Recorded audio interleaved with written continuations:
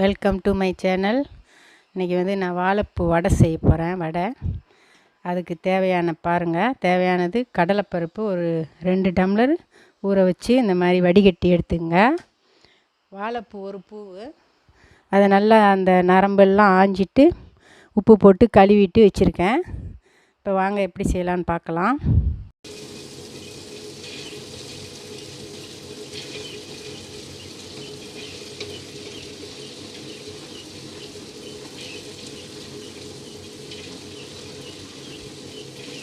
இப்போ கிரைண்டரில் போட்டு கொஞ்சம் ரொம்ப வலுவலுன்னு அரைக்கக்கூடாது, கொஞ்சம் நம்ம மசால் வடைக்கு அரைக்கிற மாதிரி அரைச்சிக்கணும். அதோட கொஞ்சம் சோம்பு சேர்த்து அரைச்சிக்கோங்க. இந்த மாதிரி வாழைப்பூவை கொஞ்சம் இடிகளில் வச்சுட்டு கொஞ்சம் கொஞ்சமாக இடிச்சிக்கோங்க. கொஞ்சம் ஒன்றும் பாதியமாக இடிச்சிக்கோங்க. இடிச்சிட்டு இப்போ பாருங்கள், அதை இடிச்சிட்டேன், 1-2 இடிச்சிட்டேன். எதுக்கு இந்த மாதிரி இடித்தேன்னா, இதை ஒரு அலசு தண்ணியில் போட்டு இடித்து ஒரு அலசி இந்த மாதிரி நல்லா இறுக்கி பிழிஞ்சிட்டா ரொம்ப தோப்பு சத்து இருக்காது. அதனால தான் இந்த மாதிரி செய்வேன் நான். இந்த மாதிரி இடித்து பிழிஞ்சு எடுத்துங்க. இப்போ இந்த பருப்போட இதில் ஒரு சுற்று, ரொம்ப அரைக்கக்கூடாது, ஒரு சுற்றிட்டு எடுத்துருங்க, நிப்பாட்டிடுங்க.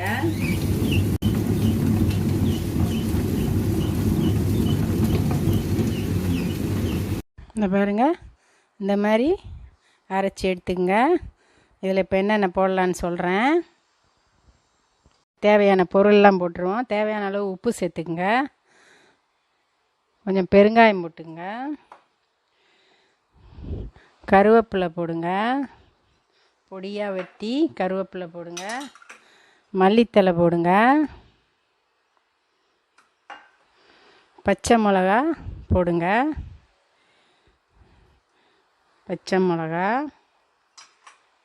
வெங்காயம், சின்ன வெங்காயம் பொடியாக வெட்டி வச்சுருக்கேன், சேர்த்துங்க.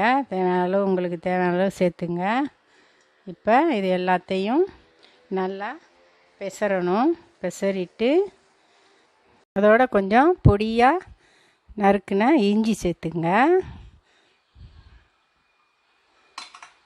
எல்லாத்தையும் நல்லா பிசைஞ்சிட்டு பாருங்க, தேவையான அளவு எண்ணெய் போட்டுக்குங்க. எண்ணெய் போட்டு காய விட்டுங்க.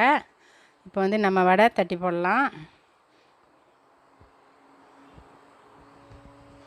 பாருங்க, இந்த மாதிரி இலையில் வச்சு உருண்டை பிடிச்சி இலையில் வச்சு தட்டி ஒன்றுன்னா போடுங்க. எனக்கு வாழை இலை கிடைக்கல, அதான் நான் வெத்தலையை வச்சு தட்டி போடுறேன்.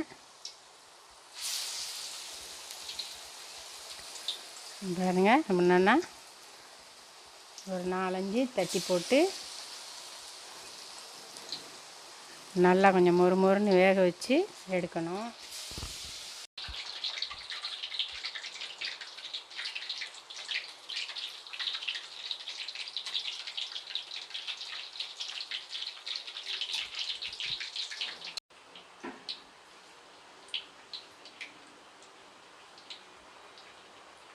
பாருங்கள், இப்போ இந்த மாதிரி வெந்துருச்சு பாருங்கள்.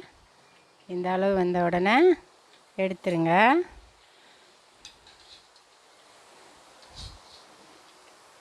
எடுத்துட்டு